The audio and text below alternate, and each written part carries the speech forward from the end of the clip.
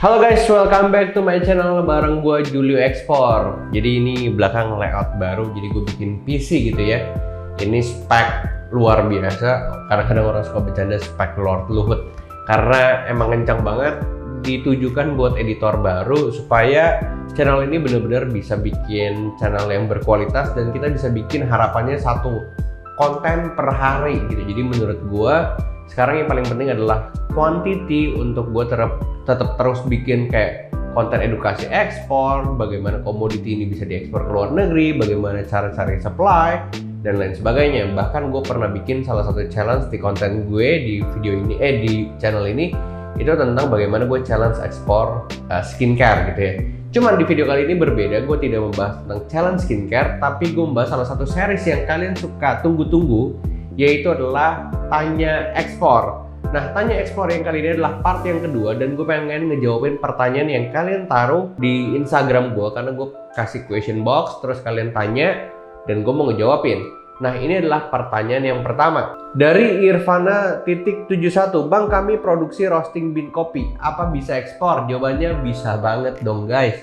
Bahkan kalian tahu nggak sih, salah satu member komunitas bisa ekspor yang kemarin baru update ke kami, ke kita gitu ya, itu mereka udah ekspor 5 kontainer kopi roasting bean itu ke Mesir. Ini videonya gue kasih lihat nih kalau kalian nggak percaya. Bayangin, semuanya dimulai tanpa modal. Dia nggak perlu pakai modal, keluar duit sendiri untuk beli kopinya, karena semuanya sudah dibayarkan oleh si pembeli secara langsung.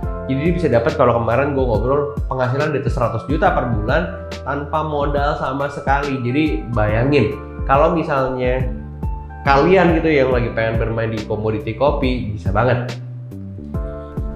Lanjut pertanyaan yang kedua dari Putri VJ.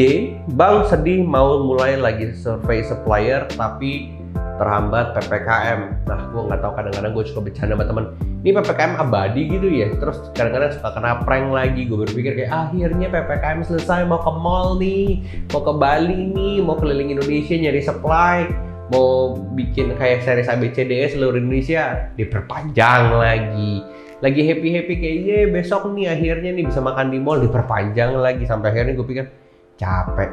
Cuman kalau misalnya kalian yang lagi nyari supplier terhambat PPKM, menurut gue coba main di daerah kalian sendiri, bukan yang antar kota. Karena kalau yang antar kota susah, karena harus dicolok lagi hidungnya, harus minta surat ini, surat itu, surat dinas dan lain sebagainya. Jadi menurut gue be a local hero. Coba cari komoditas yang ada di daerah kalian tanpa harus pergi ke luar kota. Karena percaya nggak percaya, di daerah kita tuh banyak banget loh yang bisa diekspor. Pertanyaan yang ketiga lanjut dari Fakrizat ZAT. Saya belum punya barang yang mau dijual, bisa join nggak kak? Ya bisa banget. Bahkan ini kesempatan kalian, kalau kalian nggak punya barang, kalian tetap bisa gabung di komunitas bisa ekspor, karena diajarin bagaimana memvalidasi barang atau memilih sebuah produk yang benar-benar gampang dan cepat untuk diekspor. Jadi itu ada materi bagaimana kalian bisa memilih sebuah produk, bagaimana memvalidasinya, dan menurut gua ketika kalian sudah punya ilmunya, kalian baru tentuin produknya. Menurut gua itu juga bisa. Pertanyaan yang keempat dari Bella BHD, meskipun ini pertanyaan di luar ekspor, tapi Pak Julio ada saran buat bisnis F&B baru yang masih jualan di rumah gitu nggak? Menurut gue sih bisa-bisa aja, coba gunain sosial media, gunain TikTok, karena menurut gue itu powerful sekali untuk branding bisnis kalian yang lagi main di F&B.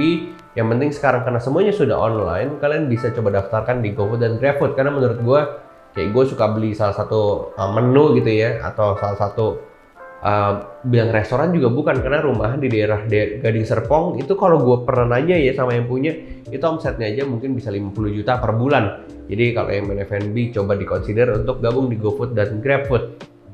Pertanyaan yang kelima dari M. Fernanda PS. Bang, aku mau belajar dan praktek langsung terkait ekspor di Medan. Ada nggak bang wadahnya? Ada banget. Jadi karena ini bentuknya adalah community atau komunitas, jadi kita punya teman-teman banyak banget di Medan yang memang mereka sudah jadi eksportir dari komunitas bisa ekspor. Jadi ketika kalian masuk ke dalam aplikasi bisa ekspor, ketika kalian sudah belajar materinya, kalian akan bertemu dengan komunitas-komunitas yang ada di daerah kalian masing-masing. Bermula dari sana, ketemu, ngobrol, kolaborasi, dan kalian bisa ekspor bersama. Itu makanya gue bikin komunitas bisa ekspor. Pertanyaan yang keenam dari Yusuf_Azizi, ceritain masalah-masalah di lapangan dong kok. Oke gini, Masalah yang sering terjadi itu ketika misalnya kalian udah nemuin supplier, terus kalian berpikir ini adalah supplier yang terbaik, kalian cuma punya satu supplier gitu ya. Dia bilang kayak, saya bisa supply 20 ton, kalian tawarin nih produknya ke si pembeli. Pas pembelinya bilang, oke, I want to order 20 tons gitu ya, mau order 20 ton. Terus lu datang ke supplier yang lu udah tuju gitu ya, terus dia bilang, ya maaf, barangnya habis karena baru diambil sama si A, si B gitu. Terus kalian berpikir, ya gimana Pak? Nah ini sering banget nih masalah ini terjadi. Makanya gue selalu bilang bahwa supply itu nggak boleh cuma satu, supply harus banyak. Ini adalah salah satu masalah yang sering terjadi, tapi banyak banget teman-teman community atau teman-teman yang lagi belajar ekspor itu nggak concern soal hal ini. Pertanyaan selanjutnya dari Hasri LHZ, cara mengatur emosi saat PPKM gini gimana kok? Oke, jadi menurut gue ya, karena gue ini orang nggak bisa di rumah, gue nggak bisa diem gitu ya. Kalau gue diem, gue stres, akhirnya gue kerjaan apapun jadi nggak karuan. Mendingan gue harus tetap keluar, ketemu orang, pikirin apa yang gue bisa kerjain, bikin project baru, apapun itu, ekspornya tetap harus jalan. Bahkan sekarang ekspor grow banget, maksudnya dari Universal Coco aja, karena perusahaan yang gue punya adalah perusahaan produk turunan kelapa yang diekspor, itu aja juga grow-nya luar biasa. Menurut gue sih kayak, gue tetap happy-happy aja kok. Cuman, gue tuh nggak bisa kalau diem di rumah. Makanya gue bikin satu challenge baru buat diri gue sendiri, #Julio Export Skincare. Ini akan gue update juga perkembangannya tentang gue belajar dari nol tentang produk-produk skincare yang akan gue ekspor. Pantengin aja di YouTube-nya Julio Export. Nah, pertanyaan selanjutnya, gue juga lupa ini pertanyaan keberapa.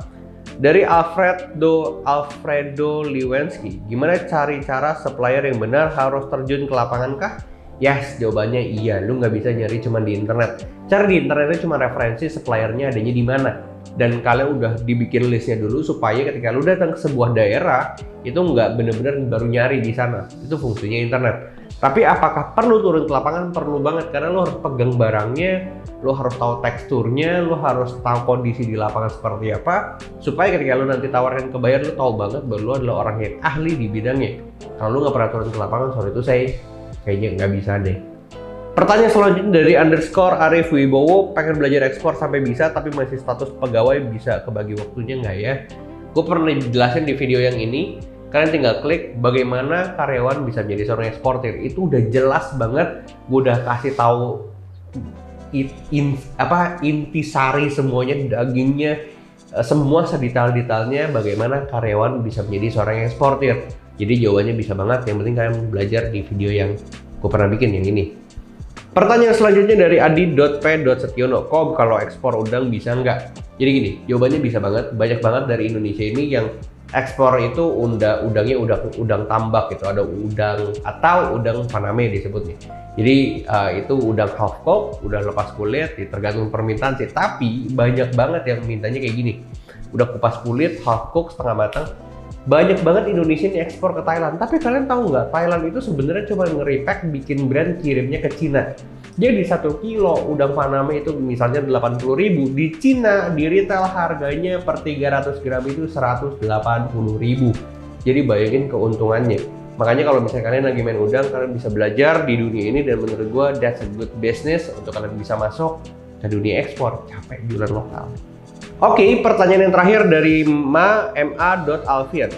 How you got safe purchasing, bro? How you got safe purchasing? Maksudnya mungkin bagaimana lo bisa dapat pembayaran yang aman kali ya. Secara ini international trade, money talks everything. Oke, gini, jadi banyak orang bilang ekspor itu katanya nanti gampang ketipu dan lain sebagainya. Gue punya satu statement, no money, no honey. Artinya gini, kalau nggak ada uangnya, jangan ada barangnya. Sering banget pemula ini berpikir kayak, udahlah kirim dulu, udahlah gue percaya banget dia pasti bayar. Enggak. Bener-bener di bisa ekspor itu ngajarin bahwa kalau nggak ada uang, jangan pernah gerak sama sekali. Kalau dia kasih letter of credit sekalipun, buat kalian yang nggak tahu letter of credit, makanya kalian bisa gabung di aplikasi bisa ekspor. Jadi itu pun letter of creditnya banyak part yang kalian benar-benar harus lihat, dan tidak sembarang bahwa dokumen ini udah pasti aman. Makanya itu sebabnya kalian yang masuk ke dunia ekspor itu harus punya community-nya, benar-benar harus belajar.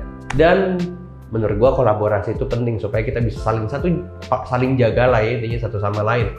Jadi tenang aja, dunia ekspor tidak menyeramkan yang kalian pikir, semuanya aman. Buktinya banyak member-member dari bisa ekspor yang muda-muda gitu ya, umur 20-an mereka udah punya penghasilan ratusan juta setiap bulannya tanpa keluar modal sama sekali.